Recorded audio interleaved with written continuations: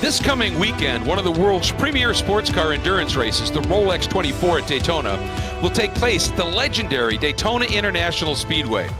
But there will also be a support series running there that, in terms of pure excitement and adrenaline, often upstages the, quote, feature races. It's the Whelen Mazda MX-5 Cup.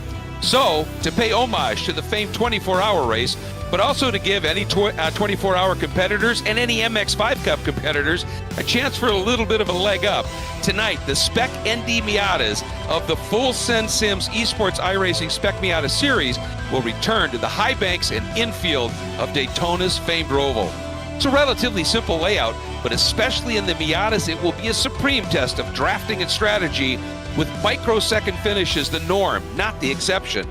Welcome to the track called the World Center of Racing for round 3 of the New Year's first season. Hi everybody, I'm Greg Creamer. Welcome, joined as always by Kyle Heyer. And Kyle, this track is truly about as unique as it gets. Yeah, this is the grandpappy of them all, isn't it? This is one of the biggest, fastest road courses in the country. But half of this road course isn't a road course at all. It's the high banks, as you pointed out. Incredibly high speeds that we're going to see this weekend in the 24 hours. But as you mentioned, in that Global MX-5 series, tons of drafting. Cars will be at VMAX for most of the lap, and we're going to see a lot of that tonight in 2 20-minute heat races.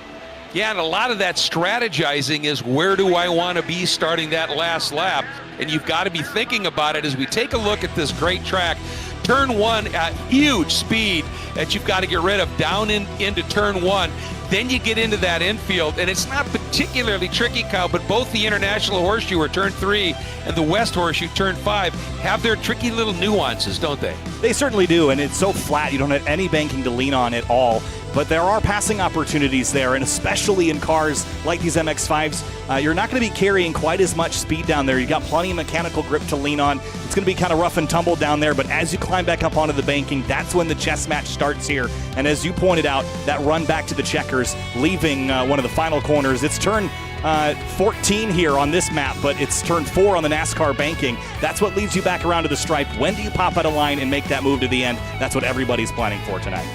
Well, exactly. I mean, look, from turn 6 in the Miatas, you're flat out all the way to when you don't do a whole lot of braking into what they now call the Lamar Chicane, used to be the bus stop, and then you're flat chat again all the way around through the tri-oval to the finish line. So you really have to be thinking about that as you work your way around this track. And the other aspect of the infield, Kyle, not a lot of reference points, so if you're not familiar with it, that can sort of catch you out as well.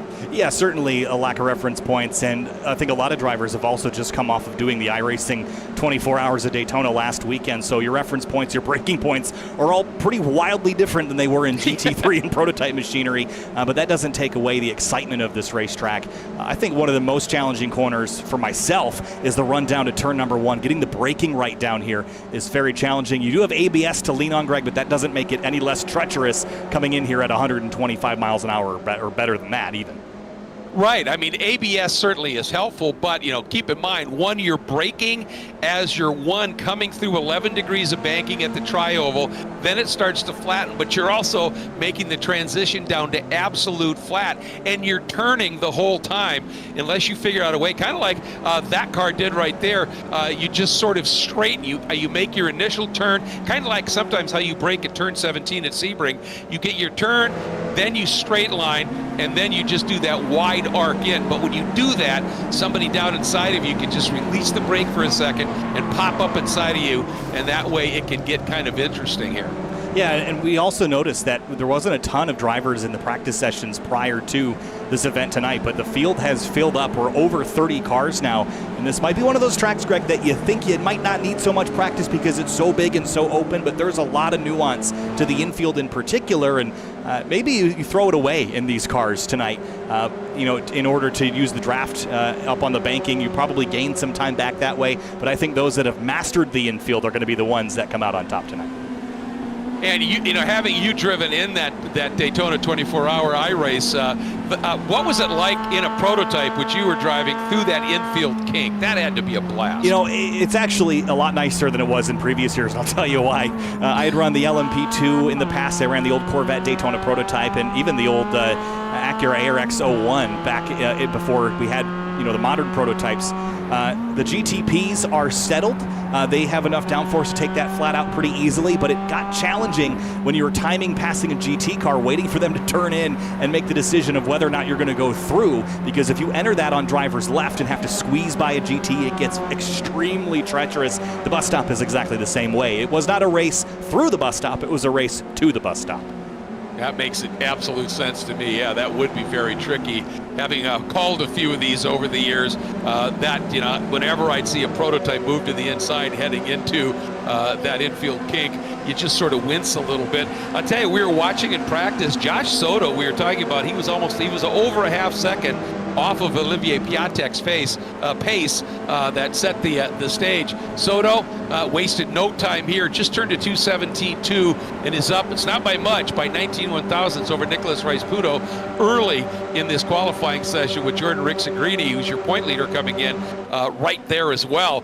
So as we would expect, you get to qualifying, things tend to snug up a bit. Yeah, they have. It's 19,000ths, as you pointed out. About half the field has yet to put a lap time in, and we should mention that the lap times are pretty long, 2:17 for the top front runners.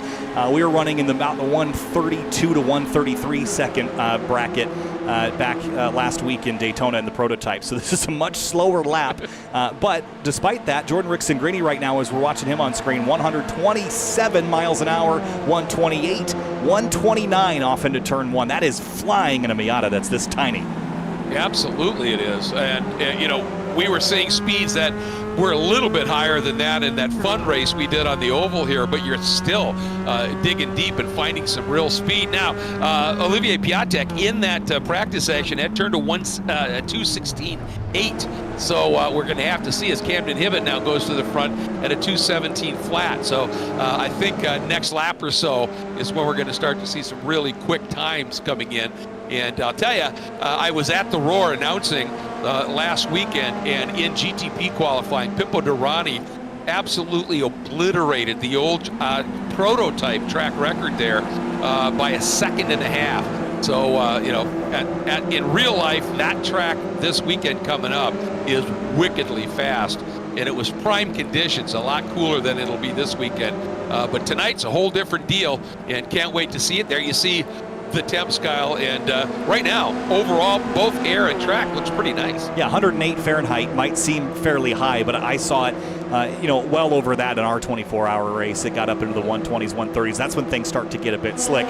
Overnight hours, very, very nice, about 75, both air and track. Humidity, it's relatively reasonable, 47%, and about an 8.5 mile an hour southeast wind. A little brush with the wall there for the 132 heading down the back straightaway. Camden giving it absolutely everything. He had a nice toe, but that could have literally scrubbed off some speed.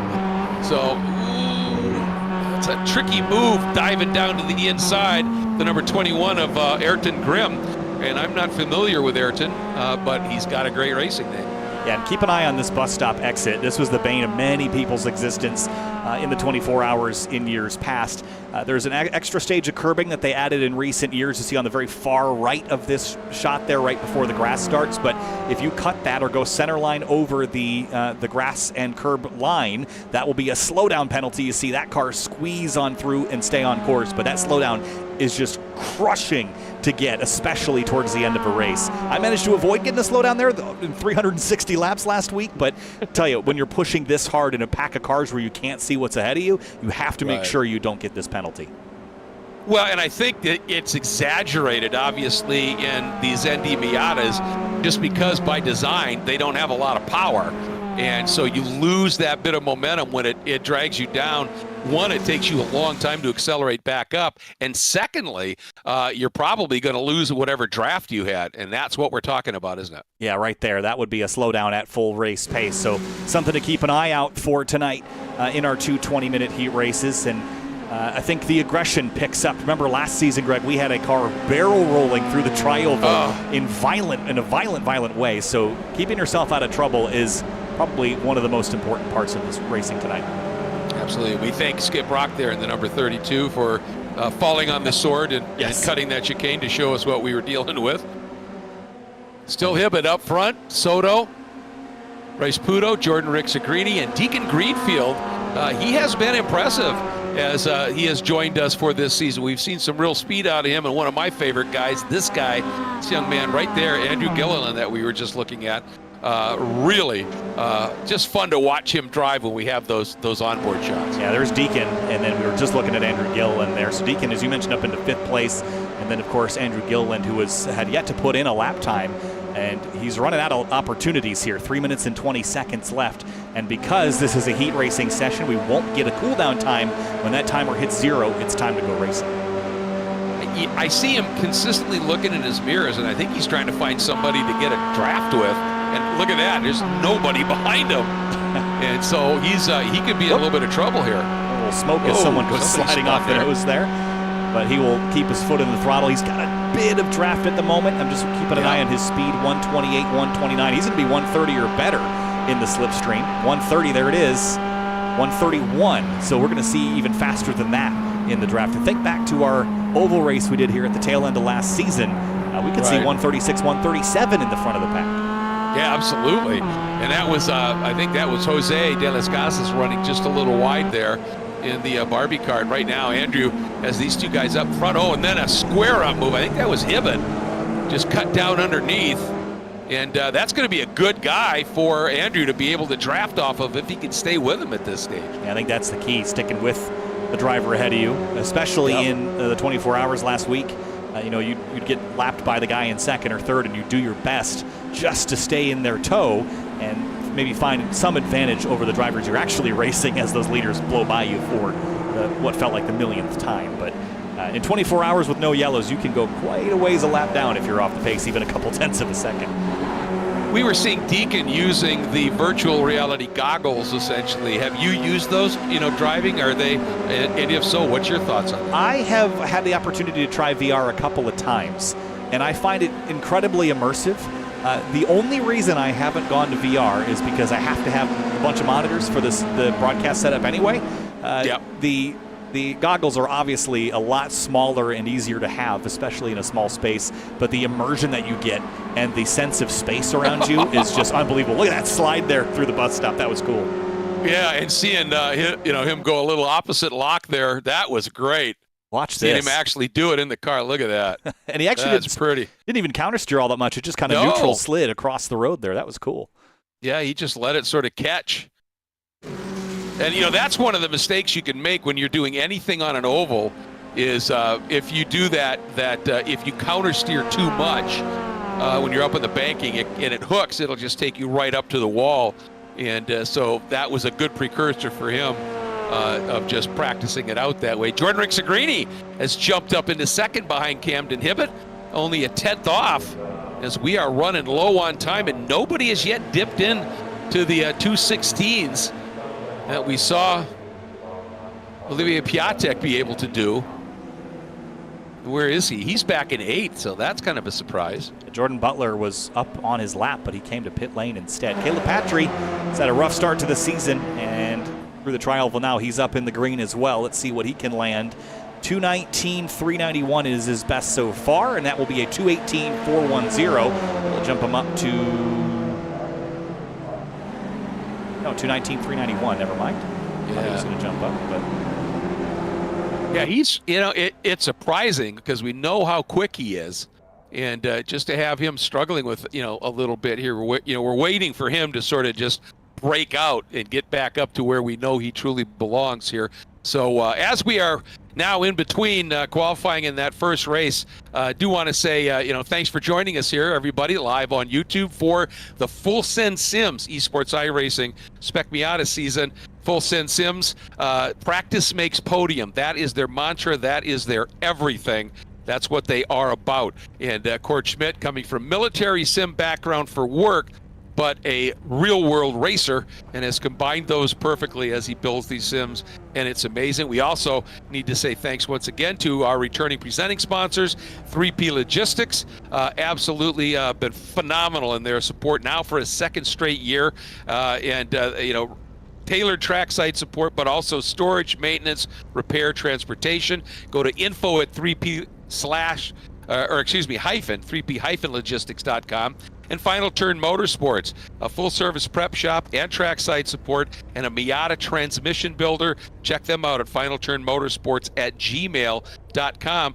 And then about midway through last year, we had Wine Country Motorsports come on board, and they are the racer's resource for helmet, suits, gloves, shoes, seats, and harnesses for over 30 years. And they answer the phone when the folks that just sell on the internet do not. So they are a good group to have in your pocket when you need something in a hurry. So big thanks to those sponsors. And we got two 20-minute races coming up here. It's about 9 laps of racing apiece, so it's going to go pretty quick. We've got a 35-car field, Greg. Let's kick things off with the starting lineup. All right, and starting on pole, Camden Hibbett, the number 132, joined by point leader Jordan Rixagrini in the number 108 on that front row. And row 2, it's Joshua Soto in the number 77 starting third. Nicholas Rice-Puto rolls off fourth in the 03. Starting in the 5th spot, the number 20, Deacon Greenfield, and in 6th, the number 311 of Jorge Ortiz. And 7th place, Skip Brock Jr. in the number 32. Olivier Piatek rolls off 8th in the 62. Starting in the 9th spot, number 172, Court Schmidt, great qualifying effort, and Andrew T. Gilliland, he did get that lap in and got up into the top 10 in the number 91. Nice lap there. 11th place, it's Connor Fisk in the 28. Beans Forster has a great onboard camera we'll look at later. He starts 12th in the 23. Starting 13th, the number 72 of Jordan Butler, 14th, the number 042 of Seth Spolman. And Jose de la Casas in the number 1 starts 15th. Tristan Cadet starts 16th in the 144. Starting 17th, the 998 of Caleb Patry, and in the 18th spot, the 27 of Aaron Nash. 19th place is Max Bankin, and 20th place, Stephen Blethen. Starting in the 21st spot, Jim Friedhofer. Starting 22nd, Rich Green. 23rd place, Carson Neal, and Michael Melvin rolls off in 24th. Starting 25th, Luke Law. Starting 26th, Felix Morodati. And 27th is Noah Jackson in the 14. Ayrton Grimm starts 28th in the 21. Starting 29th, it'll be Les Chacek. Starting 30th, Sawyer Richards. And the last couple of rows here for you at the bottom of the screen as the pace car prepares to take off and turn us loose for 2 20-minute races, Greg. Cannot wait. This is going to be fascinating. And again, it's as much strategy as it is speed. And here we go. Camden Hibbett, Barney looking him over. We're green. And a move there. Boy, I'll tell you, Olivier has been getting some great starts this year. That was borderline, but I think he might be okay. Skip Brock going way down under the apron. And we'll see how that plays out, because there was a ruling. You've got to be careful where you make that move. But just that quick 3, even 4 abreast. Oh, and a little contact there, and Piatek sent wide. Yeah, he's going to struggle to make up those spots now immediately as he drops down the order about 5-10 spots. Little contact there with Jordan Butler as he gets back into formation. Couple cars dipping off in the grass on the run down to the International Horseshoe. 3 wide on the run down there. Still 3 wide mid-pack, but otherwise through okay. Yeah, so far, just a little touch there. Whoa! And as I say that, somebody said bounding over the curbs. I think he's got it gathered up at this stage. That is Seth Spolman, unfortunately, dropping way back. It's tough right through the kink as well on cold tires. That can be challenging without any downforce, but they've done it all right. A little side-by-side here. Piatek's got to get back moving forward there. Andrew Gilliland up to 8th +2 on this opening lap. Yeah, nice job. And the 28 of Fisk right there in that 10th spot right now, racing with Piatek. Caleb Patry, big aggressive move, and got down, and I thought that Jose might turn into him, but Jose, really some good track awareness, sensing there was a car inside, opening that wheel up a little bit. Yeah, that was well done. Good knowledge of the situation there, and allowed him to sneak up the inside. There's Piatek and Jordan Butler door to door. They had a bit of contact after Piatek got shuffled wide. And for the lead, Hibbett and Jordan Rixagrini maybe trying to do what they did at Sebring, or Rixagrini did at Sebring, and just try to pull away and keep all the chaos in the rear view. Yeah, we saw them try and do that as well, remember, at Homestead, where they broke free just a little bit, and everybody behind him, particularly Josh Soto, who comes in here 3rd in the points, and he's in front of Rice-Puto by about 2 spots now. Soto really would like to be able to stay close and make this one interesting just in general. And the 89 Jim Friedhofer, I thought, and a couple more cars getting involved. Wayne Buttermore. And Seth Spolman. Seth Spolman has had an awful opening lap.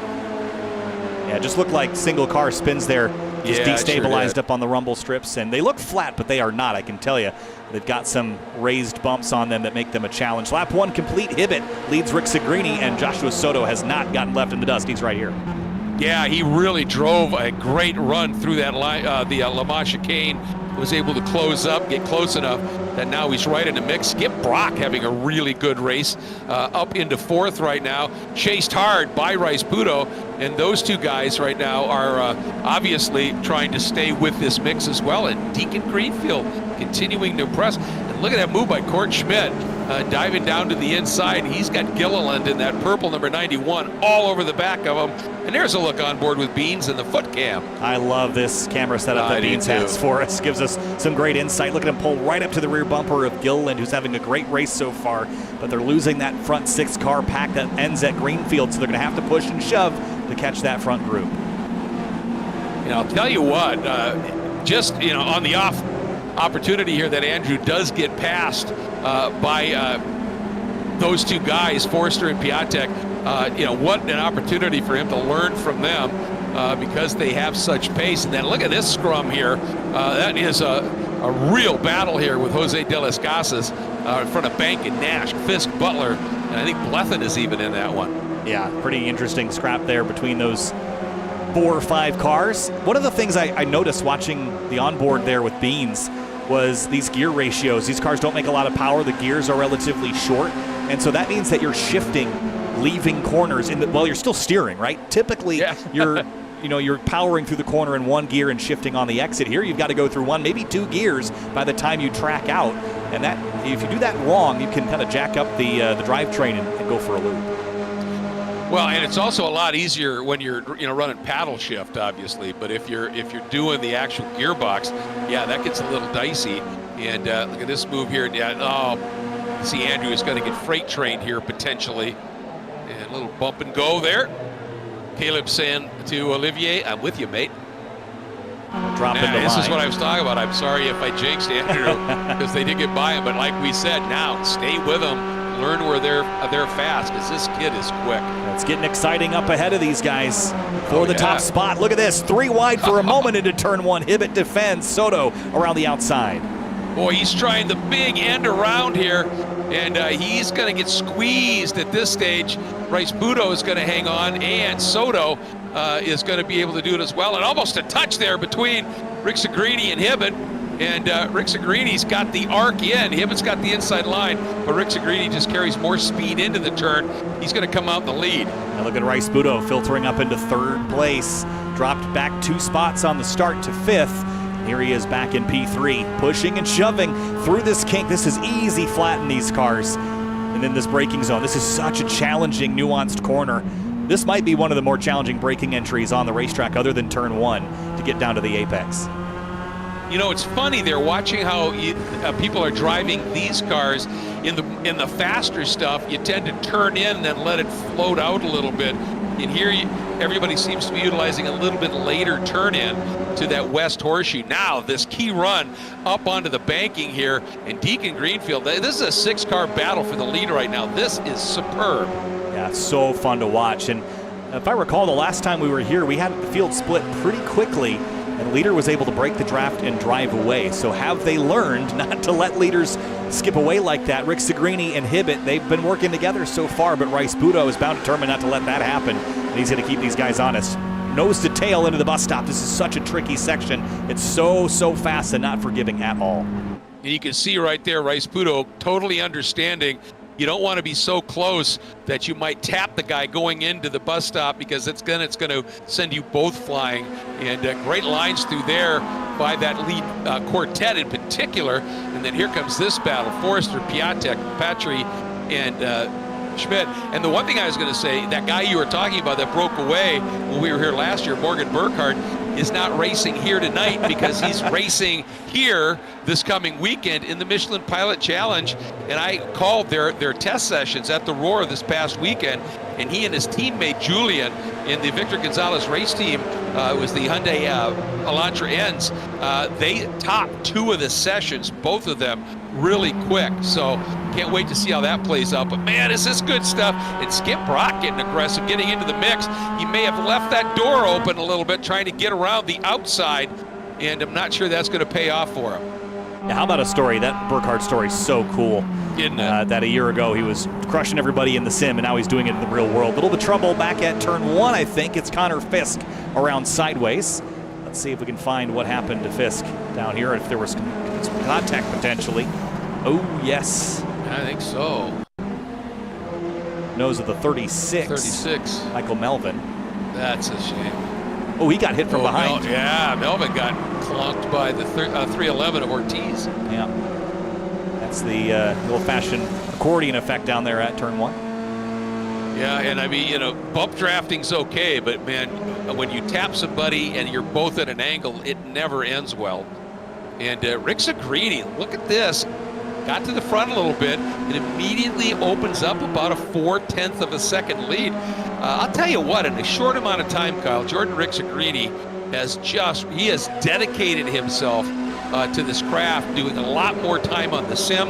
And also, as you're well aware, having announced him in real world racing, it's all coming good for him, I think. He learned so quickly in GR Cup when we watched him last year at Sebring in September. And in the simulator, he learned quick as well, but he has quickly gone from running 2nd to 5th to now being a leader week in and week out, and has solidified his place at the front of the field here. I expect to see more of that in Toyota GR Cup North America this year, just based on his performance in the past, especially at a track that he was familiar with. And right now, he's just looking in his element. Yeah, he really is. And he admitted it after his first season of R3 last year. He said, I said, what was the improvement by the end of the year? And he said, practice. I just decided I've got to treat this a lot more seriously. He did. And guess what? I mean, he absolutely fulfilled that mantra of Full Send Sims, practice makes podium, because by the end of the year, he was a regular there. Just about half this race complete, 10 minutes down, 10 minutes to go, and there's still 5 cars, maybe 6, that are within striking distance. Deacon Greenfield just kind of clinging to the tail of this group. Anyone in this lead group could win this race as it stands, because come the white flag, this is going to go from being a single car train to maybe 2, 3, 4 wide we've seen. So if you're in this group, you could win this race. Absolutely, and I'm not convinced that Forster and Piatek and Patry are off the podium at this stage because of that. When it gets crazy on this last lap, if there's any kind of an incident, that's going to change things dramatically here. Nice move there by the 311 of Ortiz, diving down under the 27 of Nash and taking that spot away with Bankin watching from behind. And given that my graphic is blank, I think he started from the pits. So that's from last to 13th. 3 retirements, by the way. Felix Borodady, Noah Jackson, and Trace Hance. I don't think Trace took the green, but Jackson and Borodady were out early. Well, I know that, this year they have been, these stewards have been awarding penalty points for any kind of infractions. And if you have 10 or more at the next race, you have to start from pit lane. And I wonder if that's why Ortiz started back there, because we know he's quick. And I think that may have been the deal. And Ortiz also at Daytona this past weekend and looked really stout as well. Look at this. Hibbett said, not this time, Jordan. You are not driving away like you did a couple of times here. And he has glued himself to the rear deck. Yeah, it's so fun. I love this bus stop section. I think bus stop chicanes are the most fun chicanes because they just have such a nice flow to them. And when you hit them right, they feel fantastic. It's effectively an inverted Watkins Glen bus stop, just without those massive curbs. So you could really sling speed through there. But as a lot of drivers in the 24 last weekend learned, often it's a place where you can only really lose time. Anytime you try to set up to take advantage of the entry, you lose it all plus some on exit. It's one of those corners that I just concede that I'm never going to be good at it, so just plan for the exit, because the mile of straightaway after is so much more important than outbraking someone on the run to it. It absolutely is. And, that's a classic piece of racetrack where look at that move by Brock with a little bit of a tap as well by Soto. It just propelled them both forward. Brock trying to come up around side the Bryce Budo. Oh, spin by Rick Zagrini, and I think and he's over. And Greenfield's in contact. And Hibbett's in it as well. Big dramas here at the front of the field. And I wonder if there was just that little bit of contact here from Hibbett. Let's watch. There it was. They were both, I think both Rick Zagrini and Hibbett were in a little bit too hot. As you can see, Jordan starting to slide, and then Hibbett pushed right into him. Well, look who's promoted to the lead. It's Skip Brock Jr., then Nicholas Rice-Puto, and then 2 seconds back to Beans Forster, Soto, and Patry up to 5th place in the 998 after starting 17th. Yeah, I know. Wow. Yeah, and like I said, I'm not sure that Forster Patry in that group is off the podium, and right now they're in it. At least Forster is. Now there's a what a shame for that. He's the point leader too. Yeah, that's big. He came in here with a 9-point lead, and I think he just realized I'm too broken. Yep. That car will be done. He'll have to fight for points in race 2. That'll start in just over 7 minutes. This is the battle for 4th place, Soto and Patry, just behind Beans Forster. Now, if these drivers team up, they have a chance. They've still got time to run down these 2 leaders, but if Skip Brock Jr. and Rice-Puto are playing this smart, they will not battle. They'll try to maximize their advantage and keep everyone 2 seconds back. Yeah, I would think Nicholas Rice-Puto there in the 0-3 would be looking in his mirrors and going, oh, we've got a big opportunity here, and let's work together. And did you see Caleb Patry's line through there? Through the Le Mans chicane, the way he squared up a little bit. And look at the run he got out as a result. He just pulls out and goes right around Soto. That was really cool. They've lost some time. They're now 3 seconds back. Yeah. And I think he may have sensed I've got a little bit more pace maybe, or at least he thought he did. Now coming up on Forster's shoulder, the Beans shoulder there. That's Patry right now behind him too. Look at this.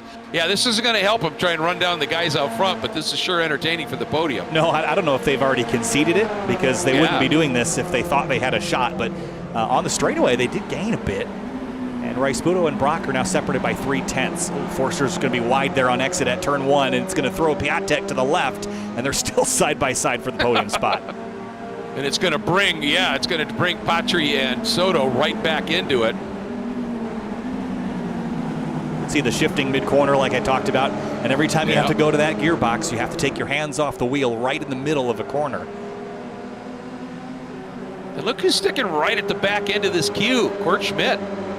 Yeah, started 9th. Yeah, and he's up into 7th here, and he dropped outside of just outside of the top 10 briefly. Has fought his way right back up through it here.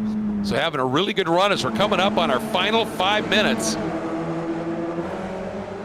Is there any chance? I mean, they already seem to have shown from 3rd on back that they're interested in battling each other, which allows Nicholas Rice-Puto to maybe start planning, hey, maybe I can make this pass and drive away before those drivers behind can assemble and conquer. But if these 2 were to ditch each other and not draft, they would get caught pretty quickly. I think the difference between draft and no draft is about 1.5 seconds, 2 seconds, easily a lap. Yeah. And, we saw a Piatek at one point. He was 2.5 back, it went to over 4 back, and it's now back into the 3s. And you can see right now, Brock, I don't know if he's trying to lose that draft just a little bit, or if he was just setting up for the turn. But, yeah, you see how they keep it nice and tight, which means they've got to be really precise on the exit. And some of the other guys float out a little bit more.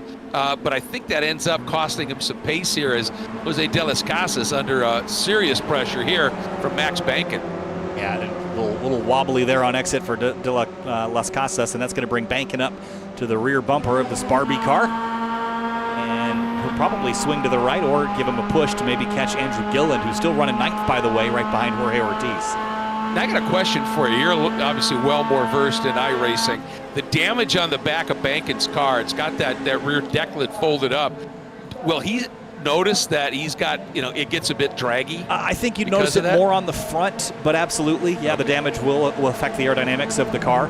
They made some changes in the recent past as we go back to 3rd battle here. Hold that thought. Soto and Piatek side by side. What a move by Josh Soto, diving down the inside. Piatek's still going to have the line into the International Horseshoe. He turns in really tight with Forster right behind him. Soto just floating it out wide, but he got trapped. Oh, and De Las Casas is off. And don't know whether that was by himself or whether he got a little, there's a touch. Yeah, got he some Bankin help. And everybody behind him. Yeah, and gathered him up, didn't they? Did back it into the wall. So yeah, to answer your question again, with a little bit more detail, they have made some changes on cars where they got wings and things falling off. On some of the faster cars. you actually go a little quicker in a straight line because you don't have the drag from the wing, but you'll have no downforce. These cars, typically the damage is only going to hurt you. There's really no advantage to having the front or rear smashed up. Certainly having the rear bent is better than having the front bent, but I think I'd rather have a car with no bends at all. Yeah, because getting bent, that's a bad thing. Yes. Brock continues to lead over Rice Puto. That margin has kind of stabilized back to Piatek, Forster, that group. And again, Rice Puto gets a heck of a run, but even now, he's like, yep, I'm not going to try and do anything with it. And this is where you're talking about it's really tough to make a pass in even cars into the chicane here. Now he wants to maximize this run out. And I think we're going to get our white flag this time. Right? It should be a white flag, yeah. And so this is one thing I think Rice Puto would like to try is, figure out where you need to start initiating this pass. If you do it too soon, Brock could swing right back around and do the same thing back to you by the time you get to the stripe. So you have to plan this out. The draft of these cars is strong, but it's not the end-all, be-all. Skip Brock Jr. could back up Rice Puto and prevent it from happening. But see how long he's been in the tow here, and he's still not quite there. So that's a test. He needs to be a bit closer than that. Yeah, and the interesting thing, the best thing you can do, because if you go under, as the white flag comes out, if you go under onto the apron, it's an immediate penalty. If you force somebody onto the apron, you get the penalty as this battle continues. But just, the best defense is exactly what Brock's doing, run the shortest line, make somebody, if they're faster, run a longer arc through the corner. And Brock's been doing that beautifully. And again, Piatek feeling the heat from Soto, but keeps himself on that inside position. And Forster trying to get around on Soto as well, using that inside line. This is just fascinating, the study we're seeing here. Yeah, I love watching. You see in the left side mirror there's a car lurking. That's Caleb Patry, but right to his left there in the blind spot there is Josh Soto, side by side through the kink, and out the windshield is Piatek. He's got half a lap left. Little contact there with Soto on the braking zone. Soto just trying to stay on the outside. Oh, and he floated wide, and that's going to give that spot to Forster. Now, Soto's going to be under attack from Patry, but Soto thinking, I'm going to try and get right back through on Forster, isn't close enough, and tucks back in. And here we go. Last lap for this battle for third up onto the banking. But Brock, Rice Puto, and Brock has opened that margin up just a little bit right now over Rice Puto. He's got a quarter of a second in hand. And we'll see where they pop out. There they are. So the advantage over third is 3.3 seconds. So Rice Puto's got all the time in the world to plan this attack. And he's running out of laps, though. Half a lap remaining and one more trip through the bus stop. Yeah, and he needs to get the run of the gods through this bus stop or have Brock make a little error going in. Brock looks good there. Keeps it nice and tight and tidy. Yeah, they both got through that pretty well. This is going to be fascinating to see, although already we see Rice Puto a little bit closer than he was last time at this stage, isn't he? Yeah, and he was waiting. He was up the banking a bit, getting some draft, tucking back in line. Now the draft is building. It's building, Greg. Here he comes out of turn 4. NASCAR banking turn 4. Back to the checkers. It'll be a drag race. He's going to pop to the outside, or is he into the tri-oval here? There goes the move up on this 11-degree banking. Does he have enough? He's got to go a longer arc. He's got the nose ahead. I think it went to him, but let's see. I'm going to wait for it to officially clear, but it looks 9/1000ths of a second over Brock. Rice Puto giving that the absolutely perfect run. Look at this scrum coming through as well. The 21. Or is that the 27? No, it's the 21 of Eric Grimm moving his way up from deep in the pack up into the top 13. Where does he end up? 12th. Wow.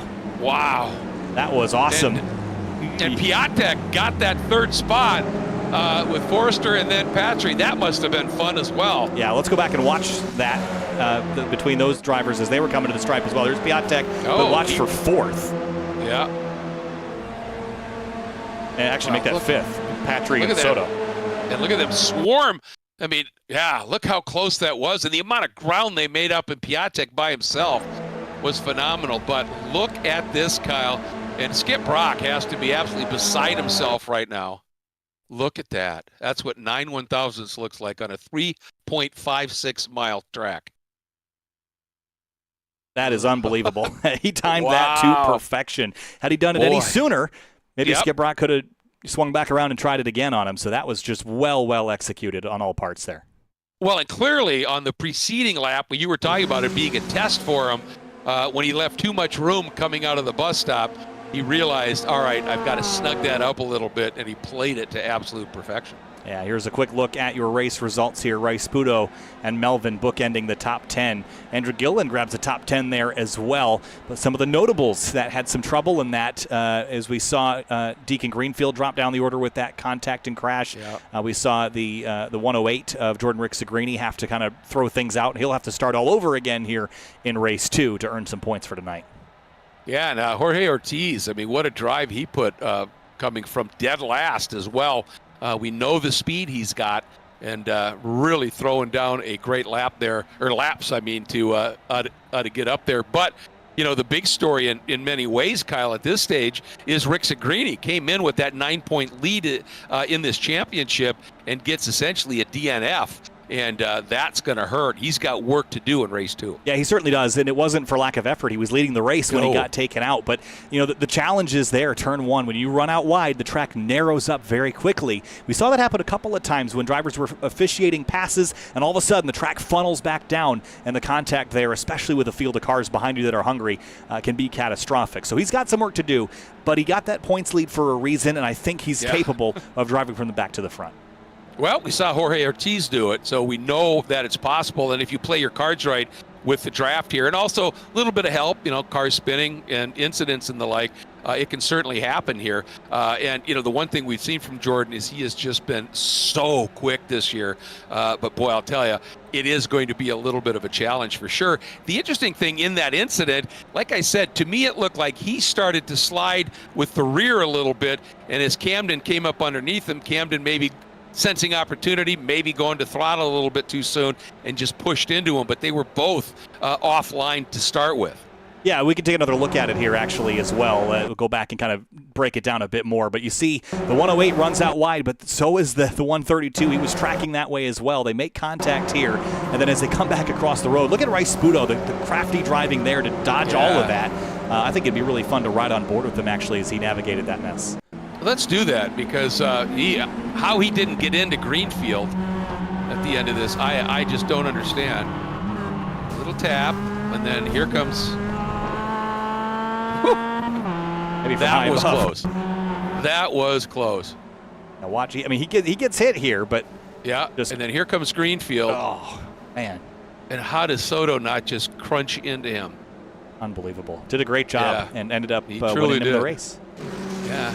We have to come up with another award for, you know, best defensive driving move of the year. I think so. Or, you know, well, not so much defensive driving, best avoidance driving or whatever. So, just saw that quick graphic. Temps up by like 3 degrees in track temperature right now.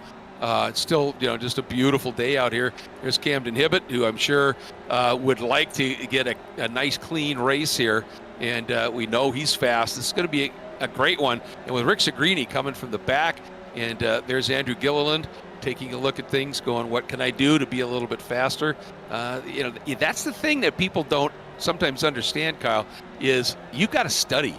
You've got to constantly have your head in this because this sim racing at this level is as fierce as anything on track. It is. There's Deacon Greenfield navigating the menus in virtual reality, looking around at his virtual screen and getting prepped here for this next run. He's got, I think that is Logitech's new direct drive. There's a handful of different direct drives on the market, and the Logitech one I haven't seen a lot of.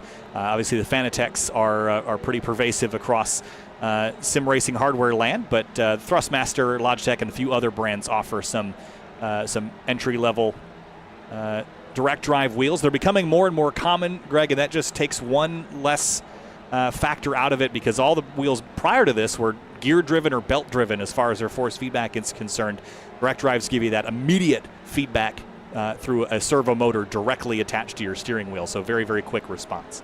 Yeah, and, you know, if you've got one of those things set up, we want to remind everybody that the prizes, top 3 will always get the trophies, but the prizes, which only go to people who are not full send sims instructors or admins, and anybody who you cannot win the same prize within a calendar year. So you want to keep going at it here. But if you win or you're the highest placing person, you get a Samsung 49 ultra wide monitor, and that's phenomenal. But you were talking about that force feedback wheel. You get second spot. You could add a butt kicker Gamer Plus system to that to get a little bit of actual, rocking of the old sled, for lack of a better term. And P3, you get that Logitech G Pro X gaming headset. So some pretty nice awards again this year. Yeah, and I like that he's differentiating them just to kind of keep things interesting and give some different peripherals and different ways of upgrading the rig. The butt kickers are a great idea. That's something I've considered adding to my rig for a long time. I don't actually have a downstairs neighbor either, so I don't think it would bother them if the floor was shaking around a little bit. Well, that's a really good point. That at least you're thinking about that. I can imagine a lot of people wouldn't. It's a barber shop down there. They close up at 7, so yeah. Hey, and I was gonna. I don't want to spoil anything for anybody, but in the VP Racing Sports Car Challenge, which has the LMP3 cars and the GT4 cars, they run as GSX. Luca Mars in the Ford Mustang from the Race for RP from Core Motorsports won both races. One of them from dead last, and he won it coming out of turn 4, doing almost exactly what we saw Nicholas do, swing to the outside and come out of that last turn and win it by about half a car length. So from dead last. So it was an amazing race. So it sort of things following form here in iRacing. Yeah, Jordan Ricks-Ingrini's going to have to do it from 27th out of 34 on this start. So he's got some work to do. It'll be a fun driver to watch climb through the field, though. Yes, he will. And we're going to keep an eye on that, aren't we? We sure will. And if we can't, we'll show a replay, as we always try to do. We'll make it up. Oh, I mean, yes, we'll show a replay. Sorry. And look at the weather again. Cloudy skies there. Track temps marginally warmer than it was, but I don't think it'll be of much concern. But I think what I learned in the first race, Greg, is that it raced a lot differently than it did last season. I'm not sure if the changes to the setup were a part of that or if it's just the way that the race happened. But I would expect another pack of cars up here battling for the lead this entire race. Yeah, I would think so too. Really the only difference to the cars this year is a little bit lighter fuel. Obviously iRacing, they make little changes in the software and everything as well for the tracks. And I don't know what it was, but man, it was sure fun having that 6-car pack for a while. And the guy who wants to just put this one away is in that OPM, which stands for other people's motorsports, or other people's money. I'm sorry, OPM Motorsports. Skip Brock would love to get himself a win. He sure is showing speed this night. Yeah, and he's right up on the front row alongside Nicholas Rice-Budo. 20 minutes on the board again. And 32 starters for this one. Had a couple drivers miss the grid for this one, but pace car pulls off, Greg. Here we go. All right, looking for that green flag, and how is it going to play out? It flies right now. Big move from a little bit back in the pack. That may have been Melvin made a big jump. No, that was Ortiz making that big move, but look to the outside. Is Skip going to try and work the outside and make it stick coming out? Can't get it done. Rice-Budo just drove too nice a line and a spin right down there, and then ending up, and it's Cord Schmidt involved, and now a number of other cars involved as well. Oh, and man. That's huge. That's everybody that back there. Yeah, I see Deacon in it. I think Camden was caught up in it again as well. Yep, Jordan Ricks-Ingrini's out as well. Also involved in that. That is absolutely a gut punch for Jordan. Anybody involved, certainly, but for Jordan coming in with that points lead and have it go completely south here. So it's Rice-Budo right now, Brock Piatek. We go back in that pack just a little bit. There's the number 21 of Grimm. Yeah, so I thought this would kind of sever the field in half right where that crash happened, but because it happened in a couple different stages, everyone's still kind of packed up. We just lost about half a dozen cars that are off the racetrack at the moment from that contact and collision. Let's go back and see if we can spot. There's too much going on there to really spot everything, but let's see from high above if we can just see where it starts. I think it's going to happen right there. Buttermore, maybe? No, that's not Buttermore. Who's that? No, Patry tapped. I can't remember who's driving that car. Oh, it's Melvin in the 36. Melvin. Patry they just tapped side by side, right there, and that got him loosened up, and then he just got tapped by Court. Yep. And then Court got hammered from behind. And then everyone everywhere. Yeah. Gosh. And you can see Camden, that was a nice piece of it. Oh, look at Rick Zagrini hammer in, and Greenfield on his roof. Yeah, this will be a night to forget for Jordan for sure. Watch this on board. Oh! Wow. And from the rear, how about this? Oh, gosh. Oh, that's just violent, isn't it? All the while, back up front, things are changing. And Rice-Budo's down, Brock is up. Here comes Piatek as well. And the 23 of Beans Forster's up here. Yeah, Beans running the high side with Patry going with him here. Beans going to try and do the loop around. And if he can stay put here, he might pull this off. It's tough to do it, but he might have enough speed. And if he's there as he gets into the International Horseshoe, he'll have the inside. Ooh, he's got just that little bit of overlap. And right there, Rice-Budo had to brake. And now Rice-Budo's going to try and go around the outside of Patry. Look at Beans square up underneath, get a good run out of there. And now he's got the preferred line. If he can just cling through the kink into the West Horseshoe, Caleb Patry's back there as well, but Rice-Budo's going to clear him, I think. And he got slots ahead of him just in time. That was close, though, going into the kink. It was. And Ortiz, he's not far back. He could join this in a hurry. The surprise now is Soto and Jean Reyes, who had a tough first race, but came through all of that melee smartly with Hibbett, has got an opportunity if they could just team up and move forward here.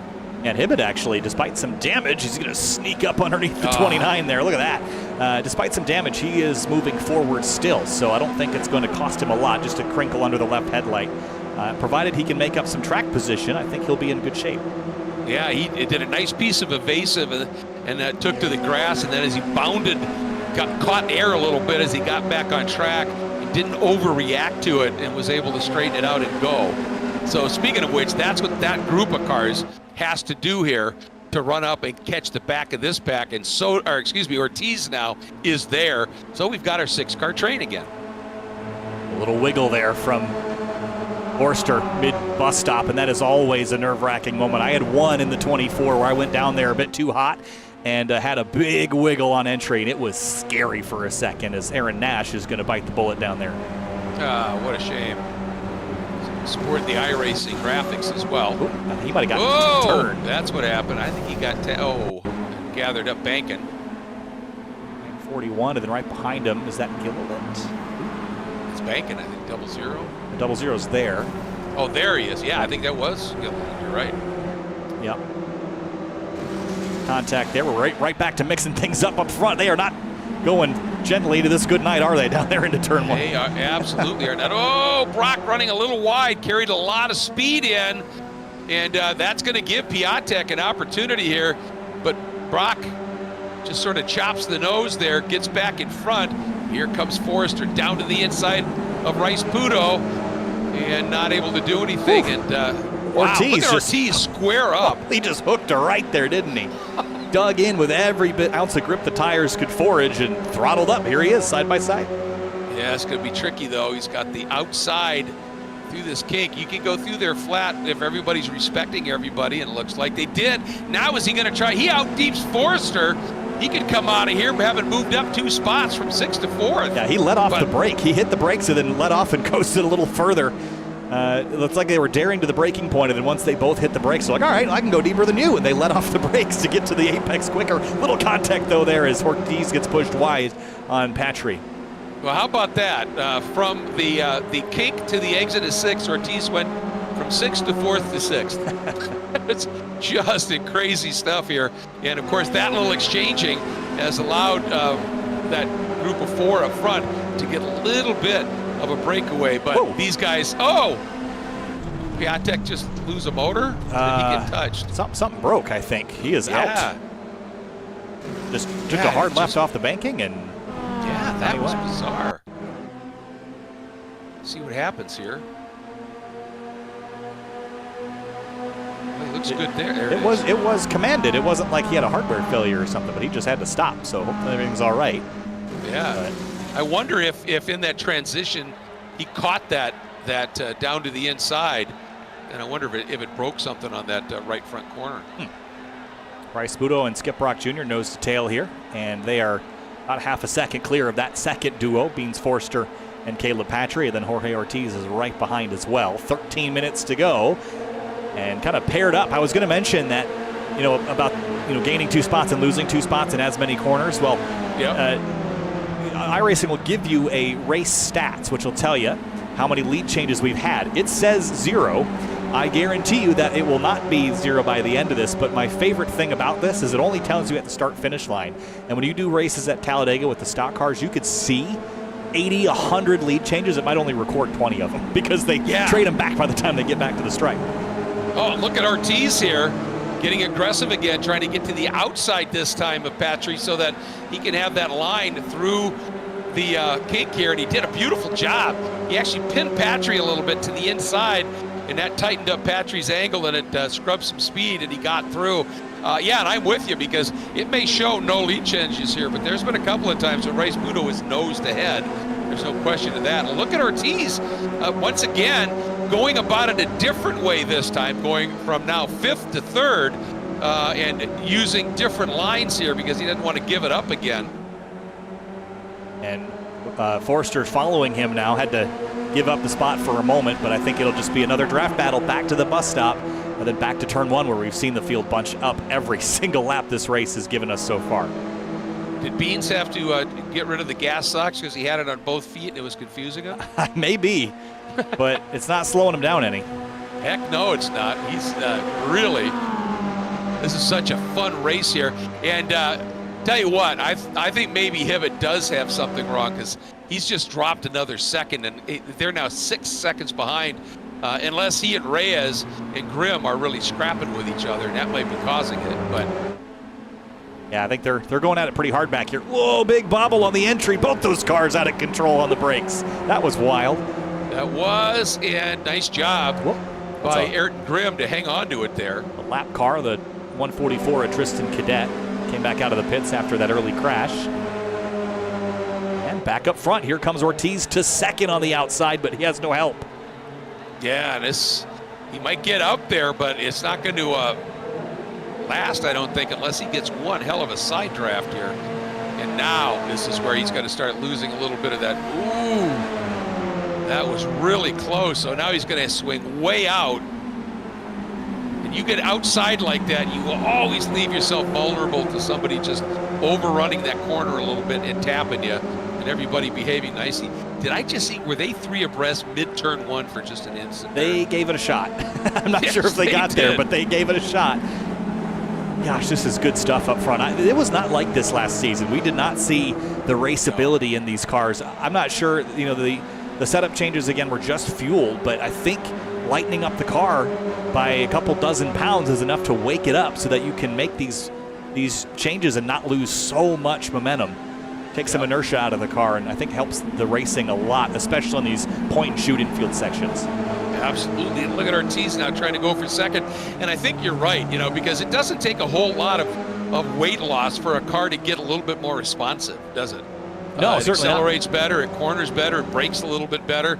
And when you've got drivers at this level that are up there, everybody utilizing it right to the absolute max the car can offer, this is what you get. Look at him. I mean, he's now been able to clear Reyes and Grimm, but I don't think that car is completely healthy. No, it looks like it's gotten punched in the rear bumper there quite a bit, shortened up a few inches. And, trouble for Ortiz, pulling down off the racetrack. Oh, no, did he? And, going to command it into the fence there, but I wonder if there was an engine issue involved in that. Yeah, that's just... Maybe right on board, listen. That's it. Ouch. He went down to 3rd when he... and now I can understand his frustration of just turning it into the wall. Yeah. He had such a good race going. Well, it's going to remove one, take one down, pass it around. 99 Miatas on Daytona's banks. 8 minutes, 30 seconds. Take one down, pass it around, and 90 Miatas in the wall at Daytona. Is that how that works? Well, that's a great game. Look at this, 2x2. I know, this is fantastic. And Beans is going to nose ahead. And now, as they get down to turn in, Brock gets there. Beans just trying to keep himself on the outside. Got in, you can see him just scrub sideways a little bit. And that allowed not only Brock to ease through, but gave Puto the opportunity to move away a little bit. Now Patrick's going to try the outside line here. Beans, boy, this is, like I said, look at him roll speed. Now, is that okay running that wide over that exit curve? Fair game in that corner, Greg. You can run to the Georgia border if you want down there. That's all good.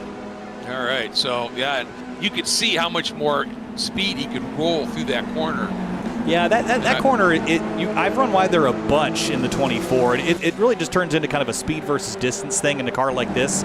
Even in the prototypes, you're just going, the track's so wide here that you're just kind of making extra distance for yourself. But it is nice to catch if you have a bit of a bobble or you're passing lap traffic and you need a bit of escape room. That's a good place to go. Yeah, well, whoops, and a problem there for Bleffin. Number 50, Stephen Bleffin. That's a shame. He might have had into the top 15. Contact here. That does Casas there. Yeah. Whew. Tricky corner, I'll tell you. The West Horseshoe, I think, is one of the hardest corners on the racetrack. I struggle with the braking, especially in cars without ABS. But back for the lead. Skip Brock Jr. has it. Rice Puto wants it. I've seen this play out once or twice before. Yeah, Patrick's coming, and that is a triple toe for Beans, and now he's right with the group. Beans runs a little wider line through the middle of the chicane, and look at this. Now, Reyes has run down Hibbett. Like I said, we're thinking that maybe Hibbett's car's off. The problem is if he knocked a toe out somewhere, he could be damaging his tires and slowing down. Meanwhile, Reyes and Grimm are coming after him.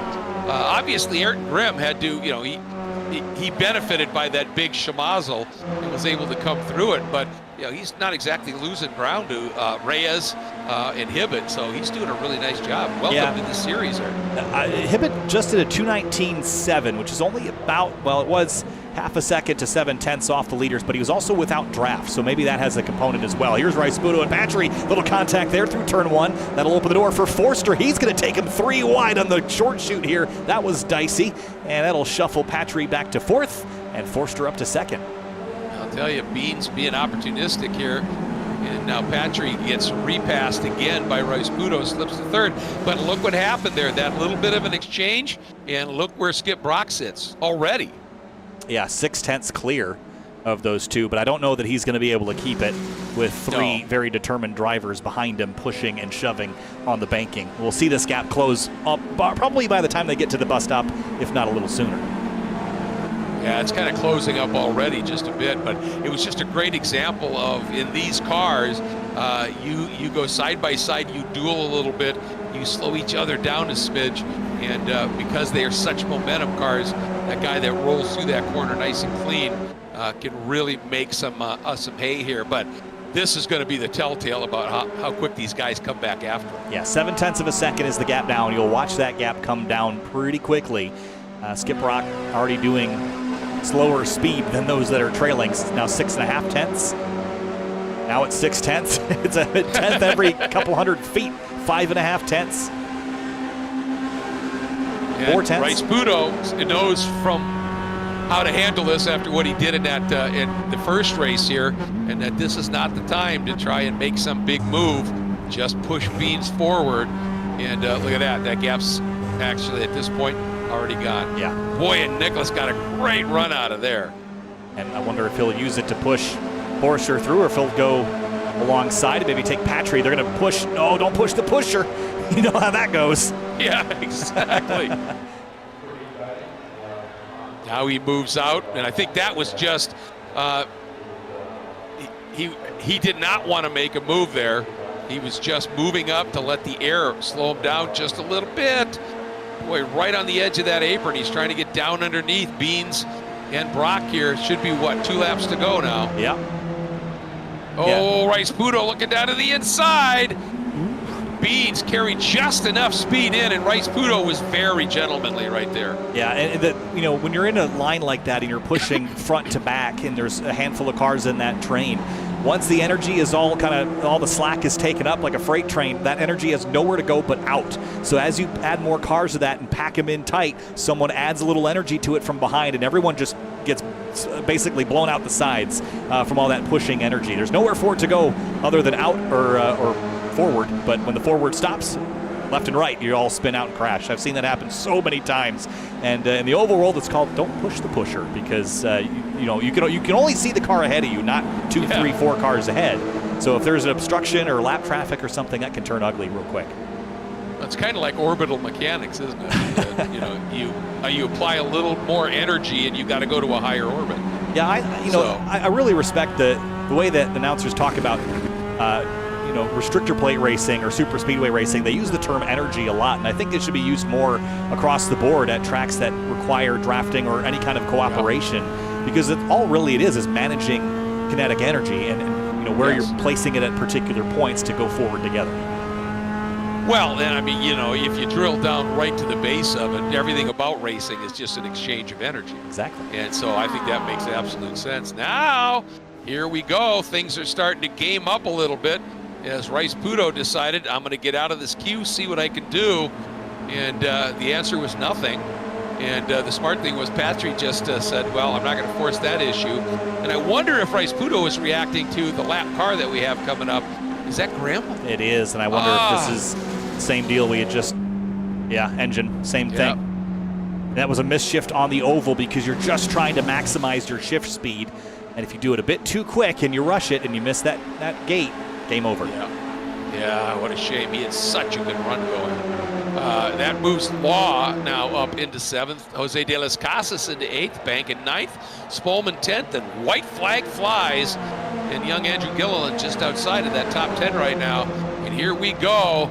This time it's Patry who's going to take it on the run here. Oh, what a move by Beans Forrester.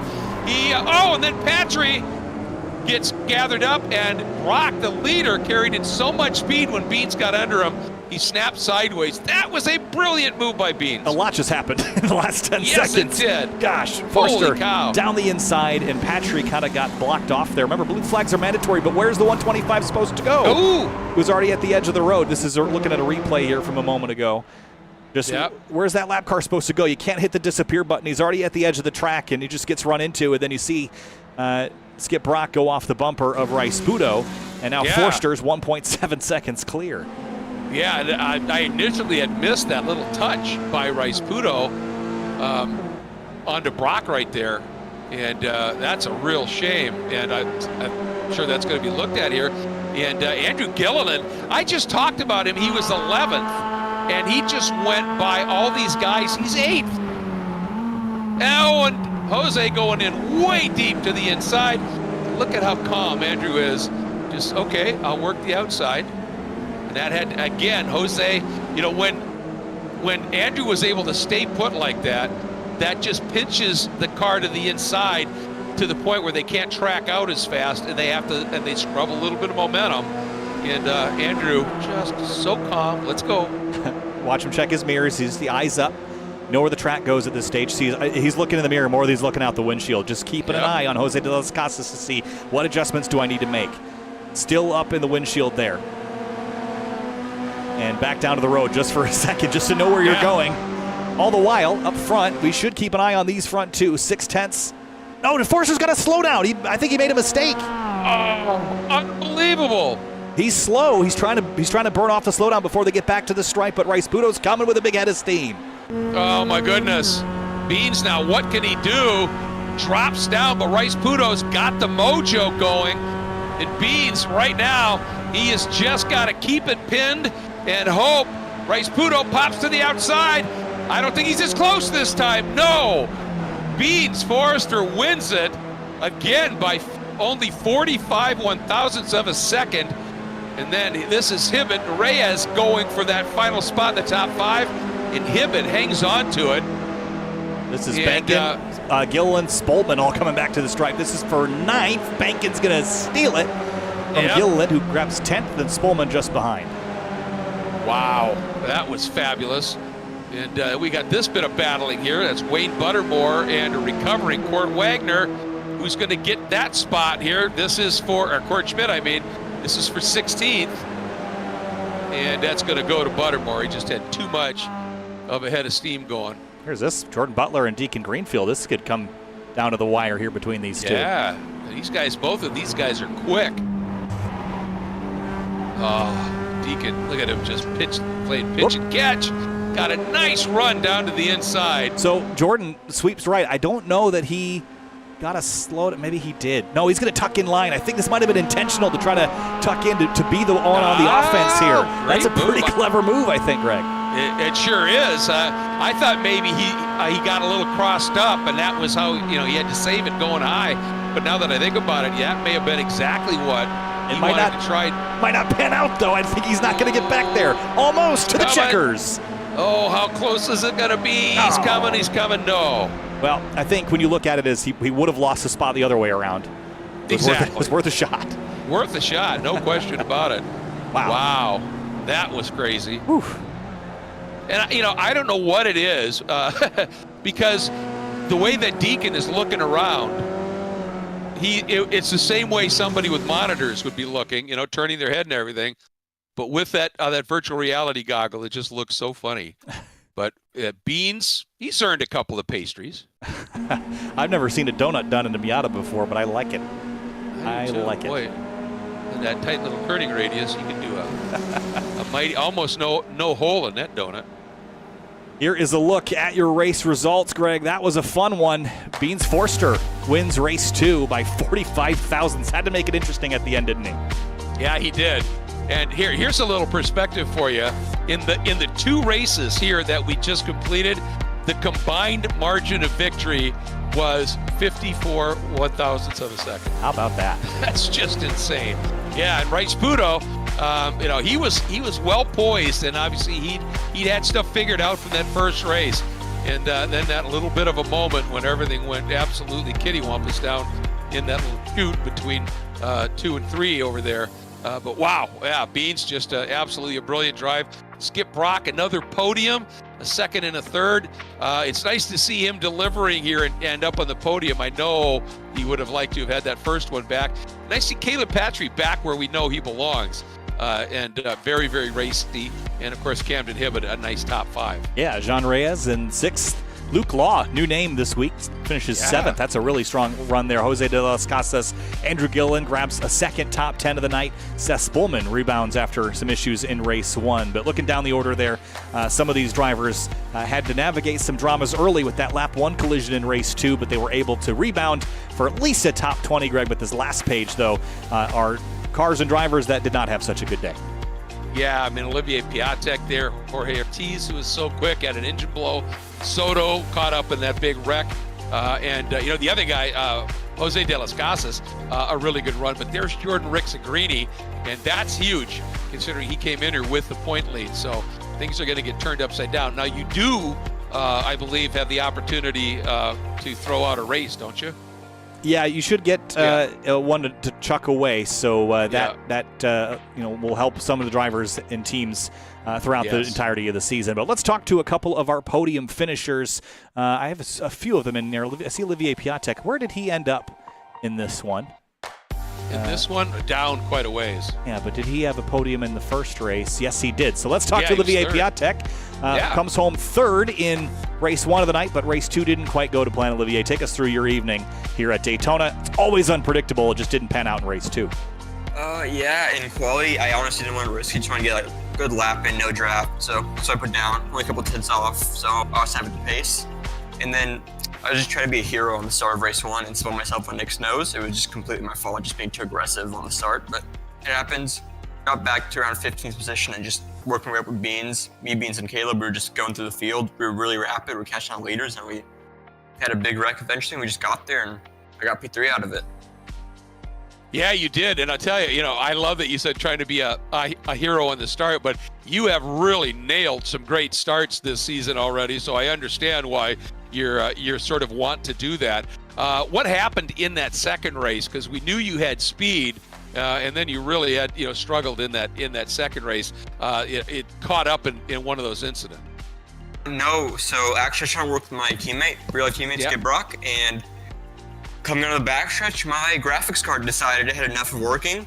It's had some problems recently, and it just completely gave out right there, and screen went black. I tried my best to get off the racing line, and that's what it was. Okay. Yeah. Wow. Well, that's frustrating, but boy, you showed some awesome speed again. Yep. And just a great run in race 1 to get up there on that podium. And so well played, no question about that. Thank you. You bet. All right, let's chat next with Skip Brock Jr., who brings it home third in race 2, but was second in race 1. Where did he go? I just had him a second ago. There he is. Let's try that again. Hey, Skip, you got a copy? Sorry about that. Oh, good. We were just making a comment that you were third in race 2, second in race 1, and some really tight battles there. That run to the checkers in race 1 was just unbelievable. Take us through your fight tonight and running there with Nick all the way up to the checkers. Yeah, it was a lot of fun. I got lucky. I just threw it down the outside of 1 a couple times, hoping to make things interesting. It's not like you're going to lose the front pack, so you might as well. And I just got lucky because they wrecked each other in front of me, and I broke away, and we broke away together, rather.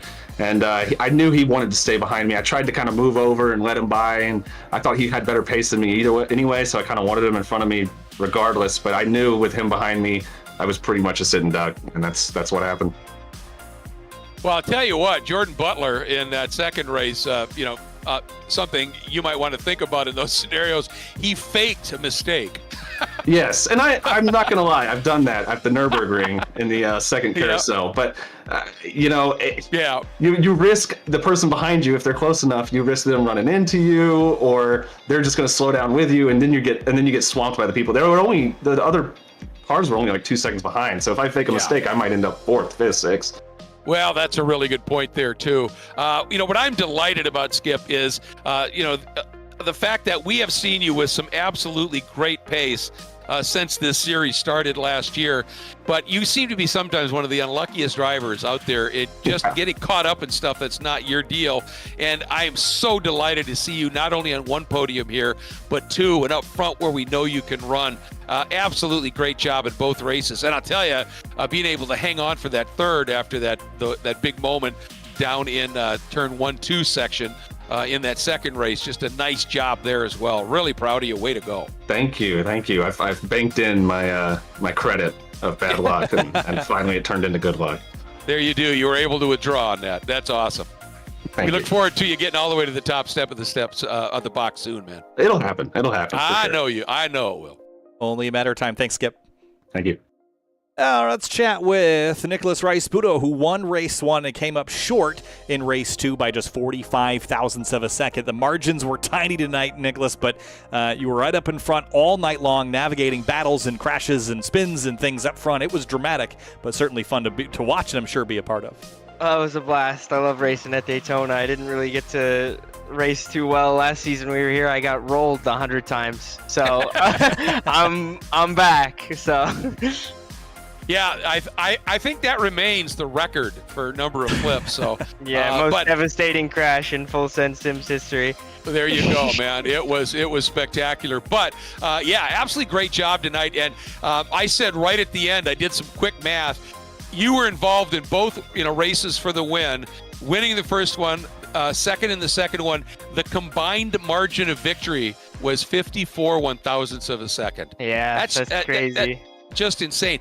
Tell us, it really looked to me like, and Kyle really spotted this first, on that second to last lap going through the bus stop, like you were really exploring where you needed to be coming out of there.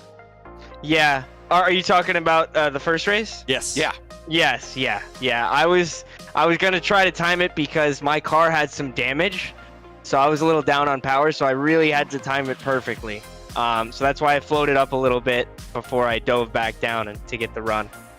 Yeah, and that second to last lap through there, it looked like you came out, you were just a little bit too far back, and it looked like you recognized that because when you came through the Le Mans chicane that second time, you had knocked about a third of that gap off, and it was absolutely the perfect distance in 9/1000ths of a second going to the win. Yeah, it was a little closer than I'd like, but yeah.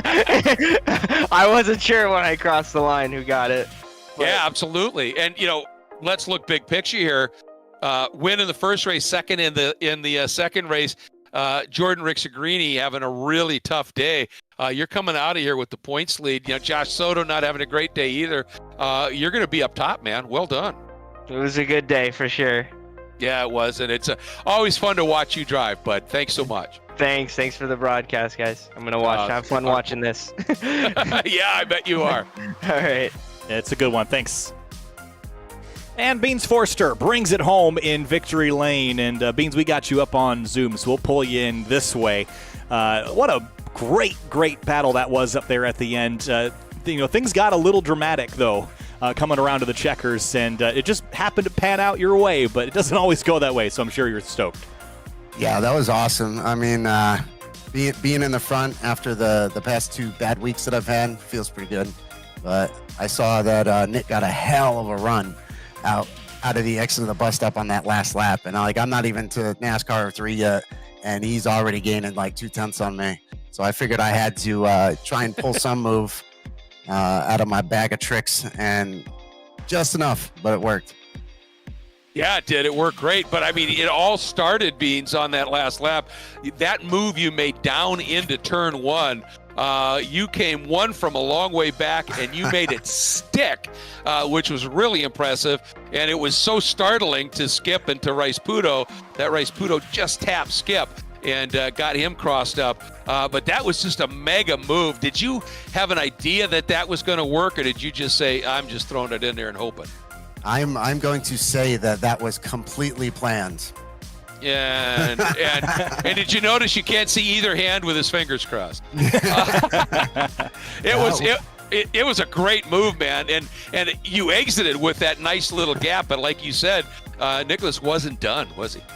No, he was not. Nick's going to be a definite tough competitor for the rest of this season. But I'm excited.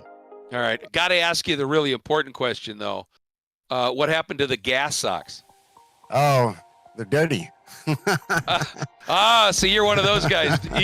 You do laundry once a month, whether you need it or not, huh? Maybe 2 weeks, but. Okay. All right, Beans. Hey, that was an absolutely great race, a great move down into 1, and the battling throughout that group at the front. Talk about people swapping, and it was just phenomenal stuff. And you played that trump card right at the end, bud. Well done. Yeah, thanks. That was fun. Those many times trying to pass Nick on the outside into 1, it's like my tires were good on entry, and then as soon as I turned down into the apex, I just drifted out wide, and he got the better exit. And it was like just a hair. There was a couple times where he was pulling over right as my spotter was just about to tell me that he was clear. But that was good fun.